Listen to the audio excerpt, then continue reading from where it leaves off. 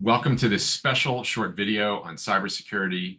I'm Rob Levin, co-founder of WorkBetterNow.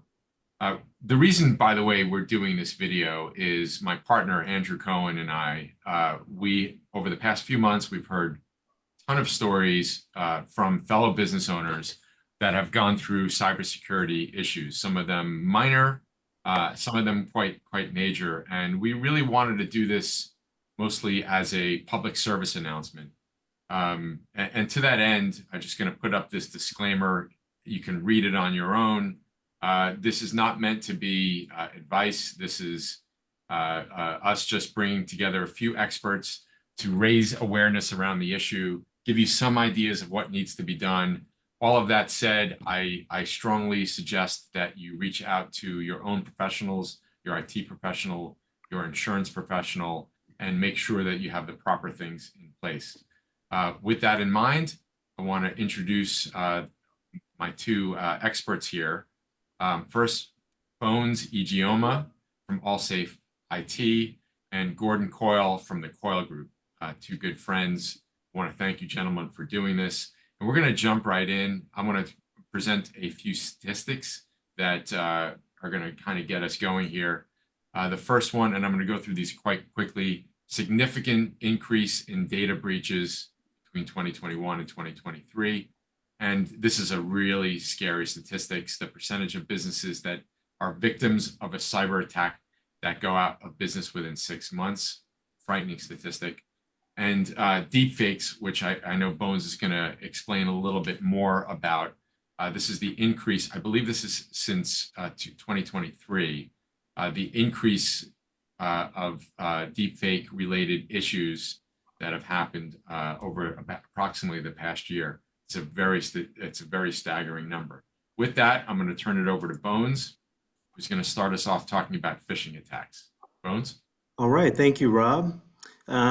In this presentation, I'll be diving into the top 5 cyber threats that I've seen have the biggest impact on companies that I work with. Things like phishing, ransomware, and identity fraud.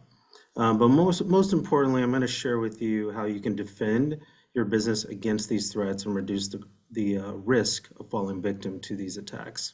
So with phishing, what we see here is that 91% of all cyber attacks start with a phishing email. You get an email from a trusted contact, it's urgent, it's compelling, it asks you to click a link.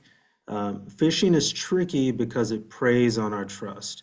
So in order to defend against it, it's essential to use AI-powered email filters that can recognize these malicious emails before they even reach you. But really, remember, training and awareness are the best defenses, and a healthy dose of skepticism can be your best friend.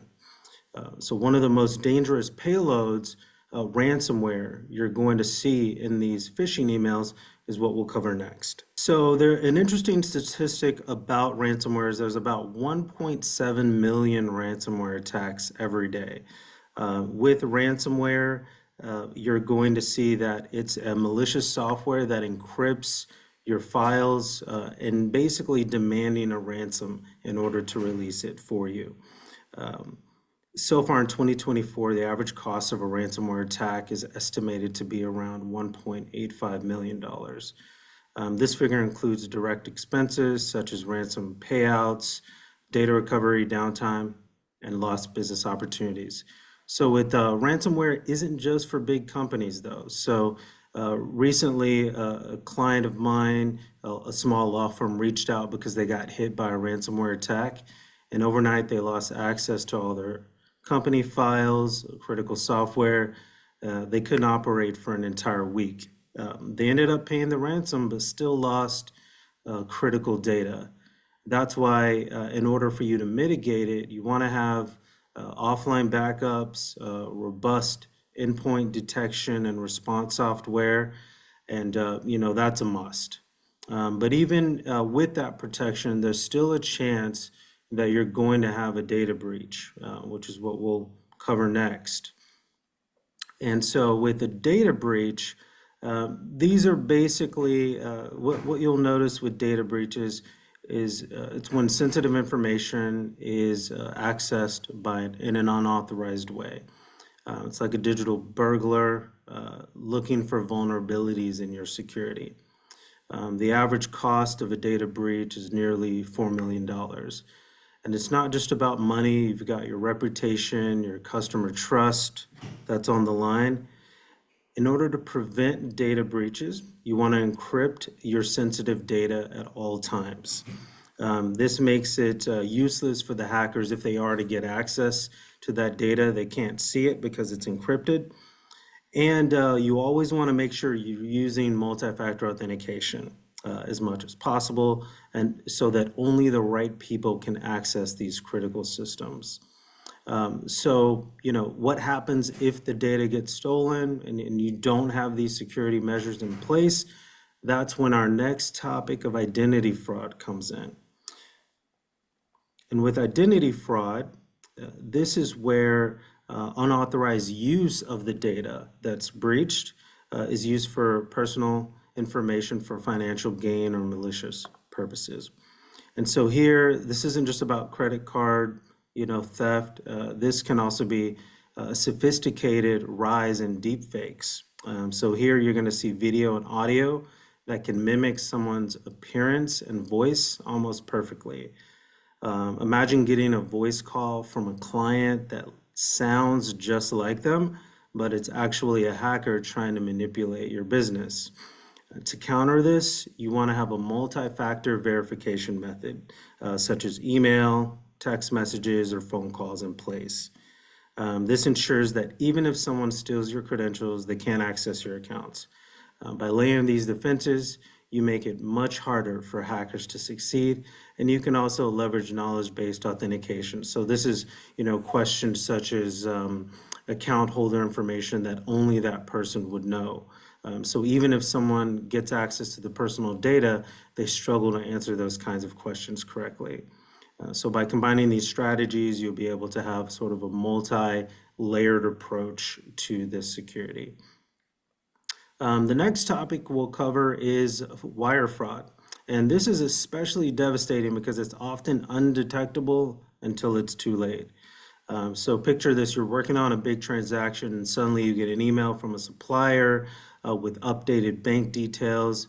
Everything looks normal, but it's actually a hacker who's manipulated the account, maybe from a previous data breach or from a deepfake attack previously.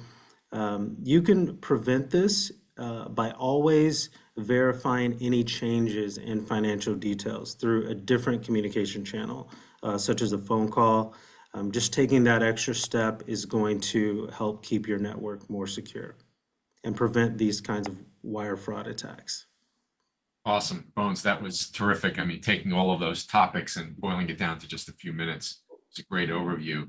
I want to now turn it over to Gordon, who's an insurance expert, commercial insurance expert.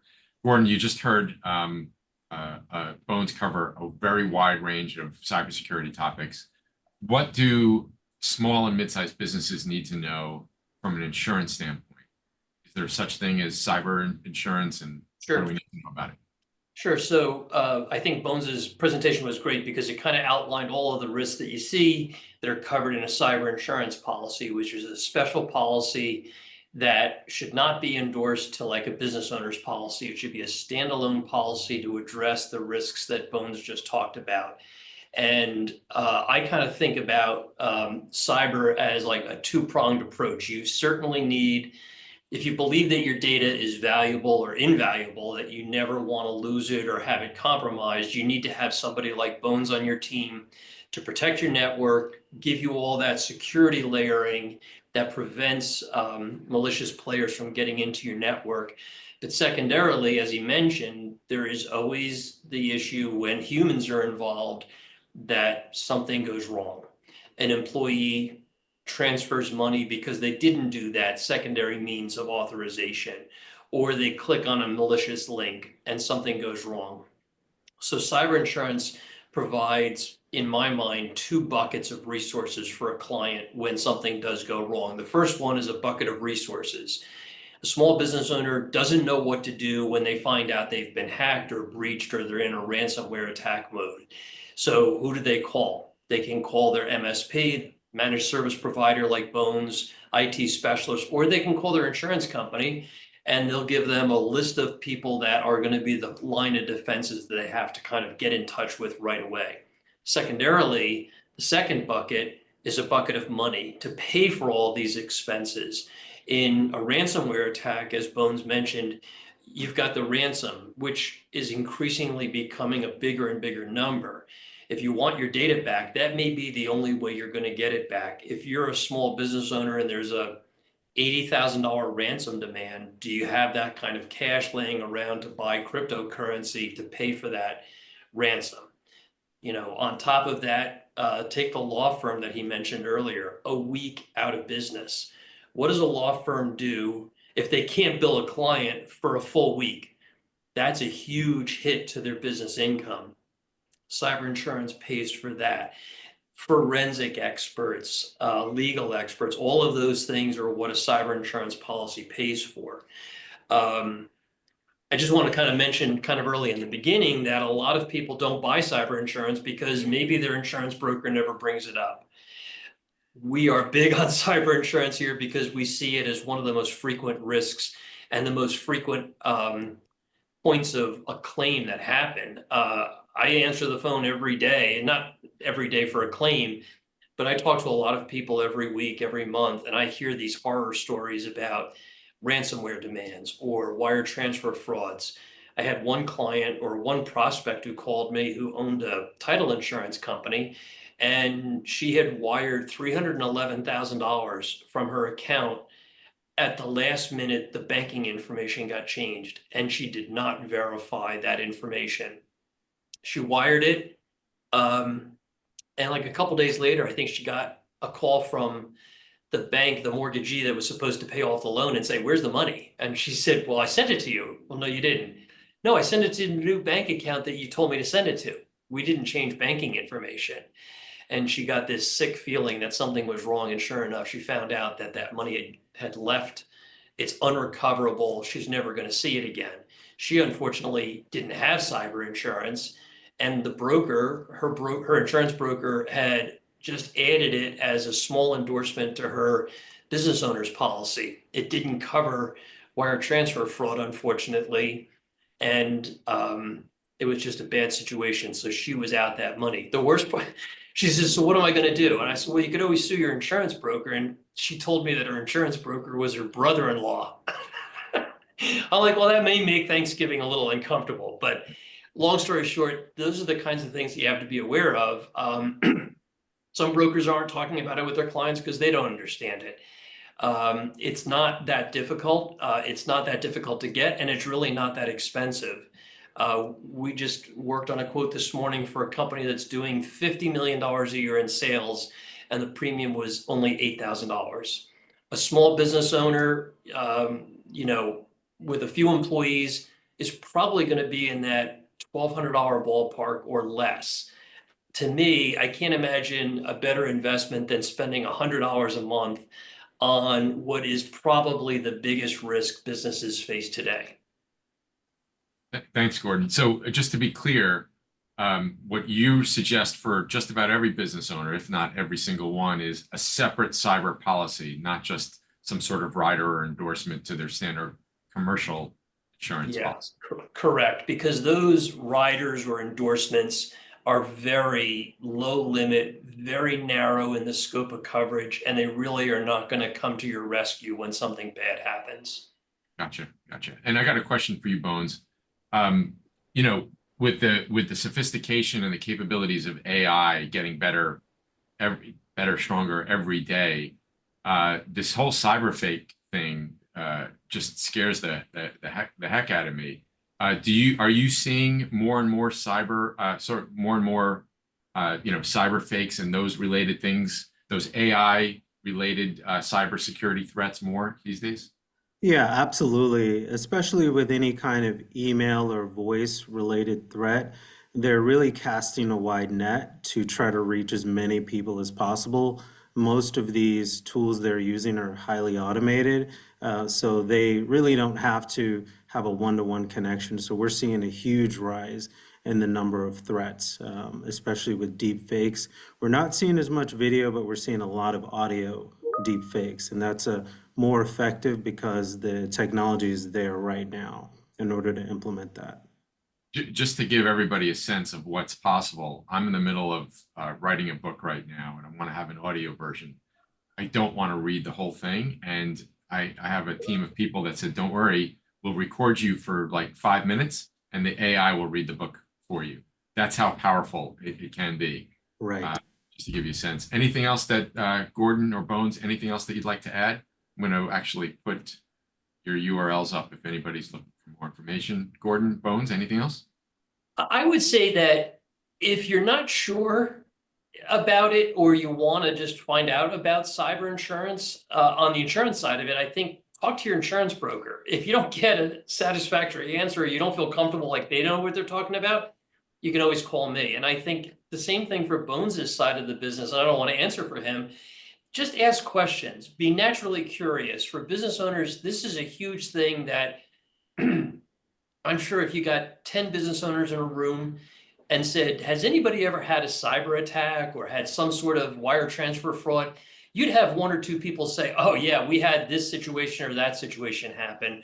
Or they could tell you about a friend of theirs that had something happen. So it's not like this remote, oh, it'll never happen to me kind of scenario. So I just encourage everybody to be curious, ask questions, and make sure you've got what you think you need.